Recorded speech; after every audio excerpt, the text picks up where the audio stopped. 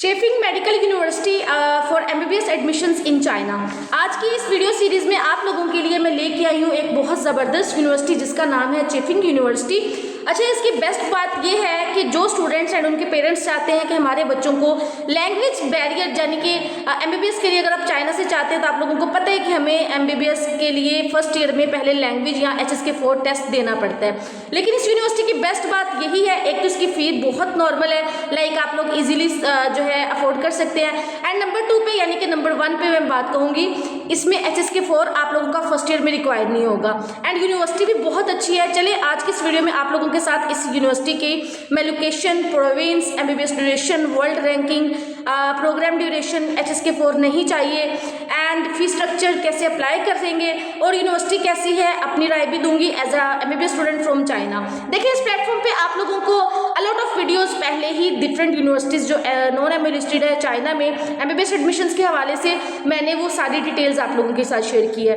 देखिए, मैं उन लोगों में से या उन कंसल्टेंट्स में से बिल्कुल भी नहीं हूँ जो आप लोगों को बहुत कम चीज़ें तोड़ मरोड़ के बता के आप लोगों को जो है वो झांसे में फंसाने के लिए या आप लोगों को ट्रैप करने के लिए चीज़ें बता के आप लोगों को कन्विंस करूं। मेरे सिर्फ और सिर्फ इस प्लेटफॉर्म का मकसद, एंड जैसे कि आप लोग जानते हैं कि मैं खुद एक एमबीबीएस स्टूडेंट हूं, मैं इस प्रोसेस से गुजर चुकी हूं और चाइना में रह के एक्सपीरियंस कर रही हूं डिफरेंट यूनिवर्सिटीज़ के साथ। अल्हम्दुलिल्लाह मेरा पिछले 3 सालों से एक्सपीरियंस चल रहा है। तो जो भी चीज़ें बताती हूँ वो क्लियर एंड कट है।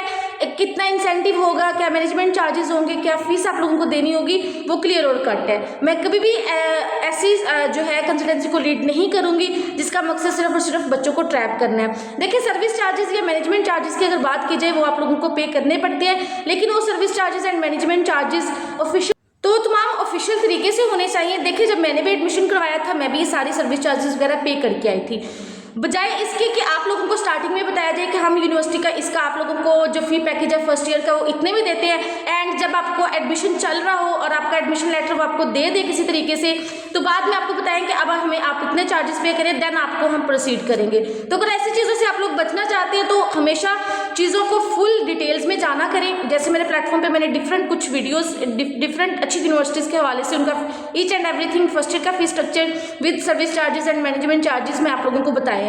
देखिए, बाद में अगर आप लोग इन चीज़ों से बचना चाहते हैं तो आप लोगों को पहले ही कोशिश करनी चाहिए कि वही इन्फॉर्मेशन ले जो आप लोगों के लिए फ्यूचर में कोई प्रॉब्लम कोज ना करे। मैं वैसे किसी को या किसी कंसल्टेंसी को या किसी यूनिवर्सिटी को प्रमोट नहीं करती। मैं एज अ एमबीबीएस स्टूडेंट अपने एक्सपीरियंस से, अपने नॉलेज से, जिस प्रोसेस से मैं गुजर गई हूँ उसको लीड कर रही हूँ। बाकी डॉक्टर एफबीआर कंसल्टेंसी और इस प्लेटफॉर्म का सिर्फ और सिर्फ एक ही मकसद है कि स्टूडेंट्स तक वो इन्फॉर्मेशन, वो गाइडेंस जाए जो वाकई में ट्रांसपेरेंसी के साथ है, मतलब कि कोई किसी किस्म का बीच में कोई हाइड हिडन वाली कोई चीज़ नहीं होनी चाहिए। देखिए, बहुत सारे स्टूडेंट्स मेरे पास आते हैं अपने एडमिशन्स क्विट करवा के, इनफैक्ट इन्फॉर्मेशन के अलावा वो रो रहे होते हैं कि मैम हमारे साथ हमारे कंसल्टेंट एजेंट ने धोखा किया है। लेकिन मैं इस पर एक वीडियो बना दूंगी। खैर, आज की इस यूनिवर्सिटी में इस वीडियो में जो है यूनिवर्सिटी को डिस्कस करना चाहती हूँ, लेकिन मैं बहुत टाइम बाद ये वीडियो रिकॉर्ड कर रही हूँ बिकॉज मैं बहुत ज़्यादा बिजी हूँ, मेरी क्लासेस चल रही हैं। तो आप लोगों को पता ही है कि सारी चीज़ें मैनेज करना ईजी नहीं होती। चलिए, इंशाल्लाह ना आप लोगों के लिए मैं इस पर एक वीडियो बना दूँगी, बहुत जल्द आप लोगों को वीडियो मिलेगी कि आप लोगों को फिर से, मतलब अगर कंसल्टेंट चूज़ करना है, यूनिवर्सिटी चूज़ करनी है, तो क्या क्या चीज़ें आप लोगों को जाननी चाहिए। इंशाल्लाह इस पर मैं एक डिटेल वीडियो जो है आप लोगों के साथ शेयर कर दूंगी। चलिए, आज की इस वीडियो में हम बात करते हैं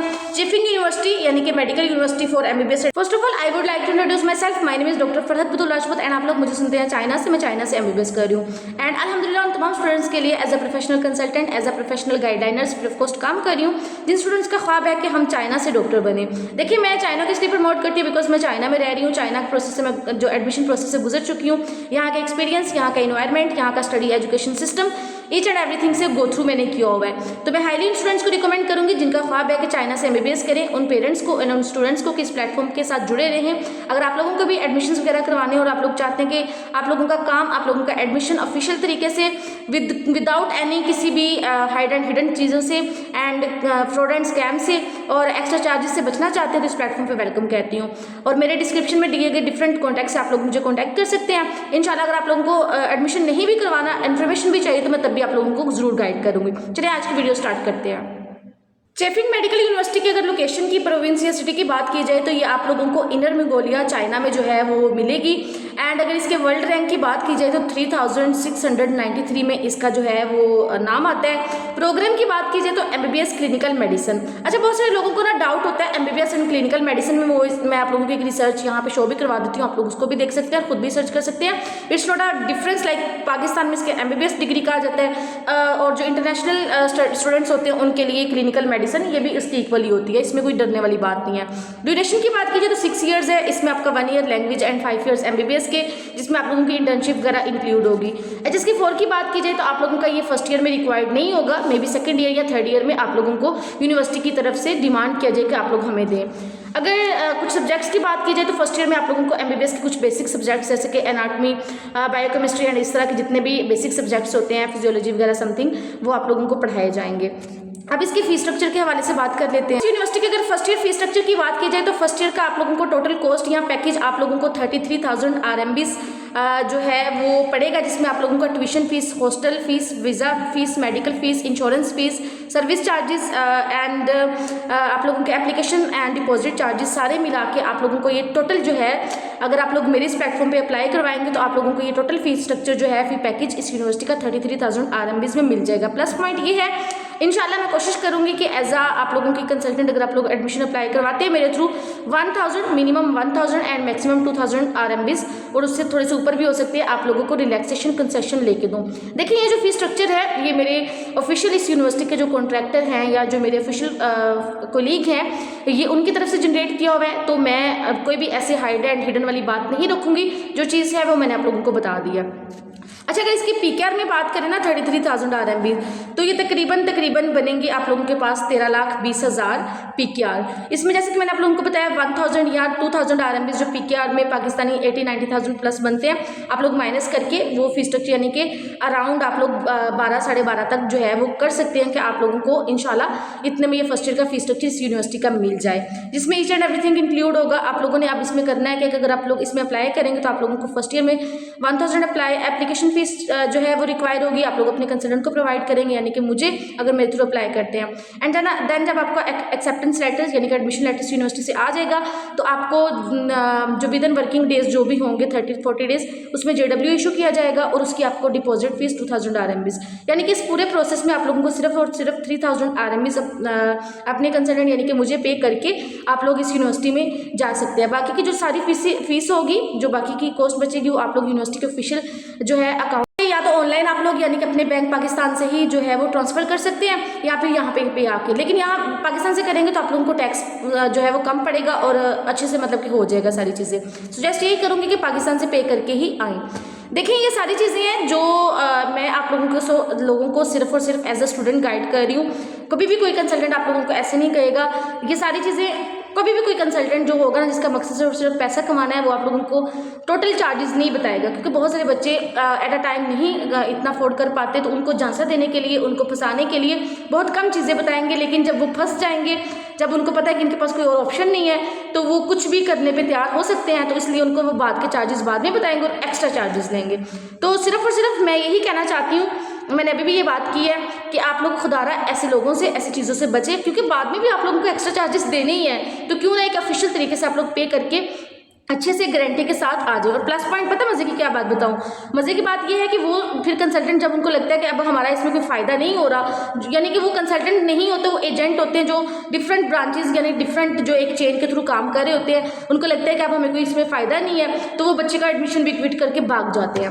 तो ऐसी चीज़ों से आप लोगों ने बचना है। मैं सिर्फ और सिर्फ आप लोगों को सीरियसली गाइड कर रही हूँ एज ए स्टूडेंट। मुझे नहीं पता कितने सारे लोग सुन रहे हैं, उसमें से कोई अप्लाई करेगा या नहीं करेगा, मेरी ये वीडियो यूट्यूब पर ही पड़ी रहनी है, तो मेरा फर्स्ट प्रायोरिटी यही है एक्सपीरियंस लिए बच्चों को अपने जो प्लेटफॉर्म के थ्रू लेके आऊँ। बाकी अर्निंग का जो है अल्हम्दुलिल्लाह जब ये मेरा प्लेटफॉर्म रन करेगा तो अर्निंग भी अगर हलाल तरीके से ऑनेस्टी के साथ होगी तो that is totally my right. चलिए अब इसकी सेकेंड ईयर की फ़ीस की बात करते हैं।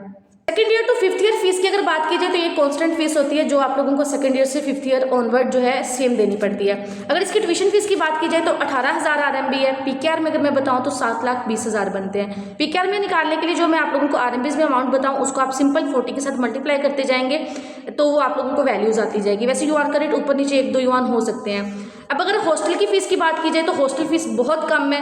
मैंने जितनी भी आज तक यूनिवर्सिटीज़ एक्सप्लोर की हैं, यूनिवर्सिटीज़ के डिटेल शेयर की है, उनमें हॉस्टल की फ़ीस अराउंड 1,40,50 के करीब जो है रहती है।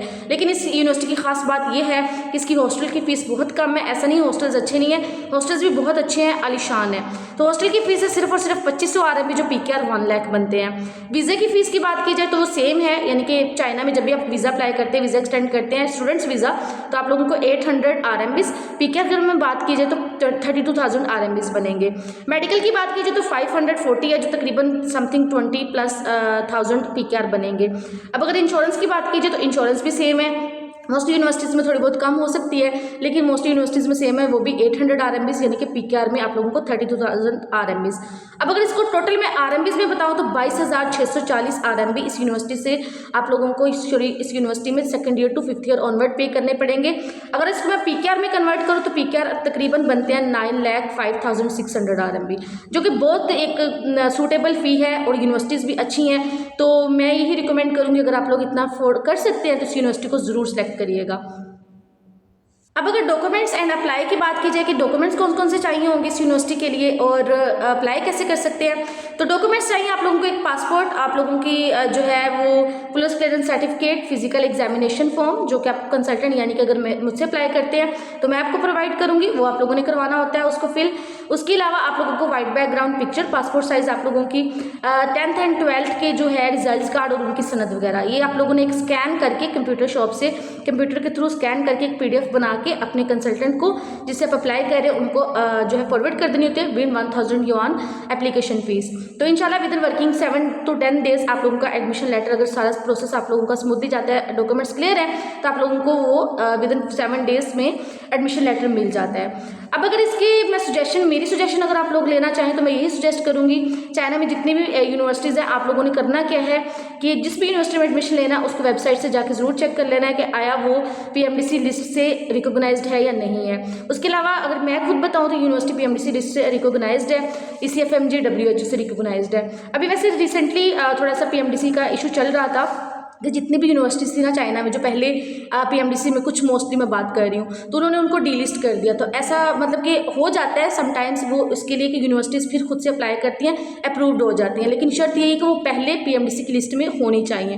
तो it's not a big deal, आप लोग सिर्फ अपने एडमिशन पे कंसंट्रेट किया करें। ऐसी चीज़ों को आप लोगों के ऑफिशियल्स जो है वो हैंडल कर लेंगे। बस आप लोगों ने खुद की तसल्ली के लिए चेक कर लेना कि आया ये पहले ही PMDC की लिस्ट में है या नहीं।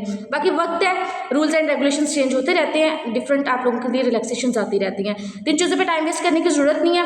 अगर आप लोग वाकई में ऑफिशियली चाहते हैं कि आप लोगों का एडमिशन प्रोसेस करें तो आप लोग एडमिशन प्रोसेस करवा सकते हैं। अब अगर कंक्लूजन की बात की जाए तो कंक्लूजन पे यही कहूँगी, यूनिवर्सिटी अच्छी है।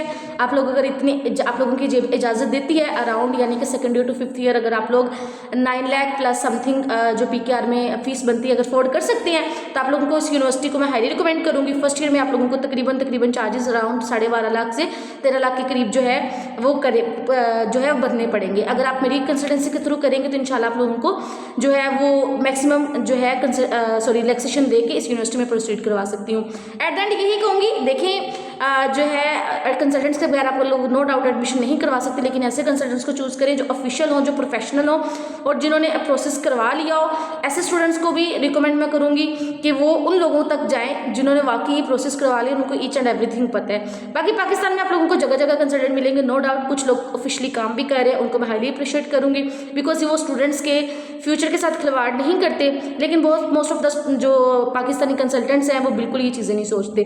तो एज अ स्टूडेंट यही रिकमेंड करूँगी। बाकी best of luck for your future. अगर आप लोग चाहते हैं किसी यूनिवर्सिटी में एडमिशन अप्लाई करें या किसी भी यूनिवर्सिटी में, अपनी रिकमेंडेड यूनिवर्सिटी में या मेरी सजेस्ट की यूनिवर्सिटी में, तो आप लोगों को मैं वेलकम कहती हूँ। मेरे डिस्क्रिप्शन में डिफरेंट कॉन्टैक्ट्स दिए गए हैं, आप लोग वो यूज़ करके मुझे कॉन्टैक्ट करके क्या है कि मेरे से एडमिशन अप्लाई करवा सकते हैं।